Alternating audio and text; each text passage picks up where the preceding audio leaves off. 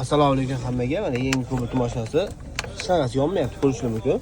Bunda shunaqa zararchka defekti bor. Hozir buni sizlarga qanaqa qilishni o'rgatib qo'yaman. Foydali bo'lsa, like bosib qo'yasizlar. Buni bitta salonda predaxanter bor. Ishlari bardak bo'lib ketgan ekan. Aybo, qanaqa usta ishlagan bilmayman, mayli endi. Mana predaxanter bo'ladi. 15 talik bu Mightyphone Premium Plus. Kimdirlar akkumulyator uzadi. Akkumulyator uzayotgan osonroq, lekin bizlar predaxanter olganimiz oson bizga. Predaxanter olinadi. Mana shu predaxanter joyiga shuni qo'yamiz.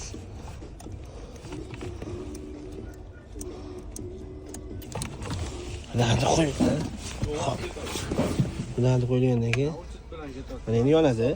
Bu yerda muammo nimada? Bu yerda bo'layotgan muammo mashina radioda turgan paytda daroj zapchini yonib qoladi. Daroj zapchini o'chirib qo'ysangiz, inshaalloh bunaqa muammo hech qachon bo'lmaydi. Обязательно ustaga borib, pul berib to'g'ratish shart emas. Foydali bo'lgan bo'lsa, like bosib qo'yinglar.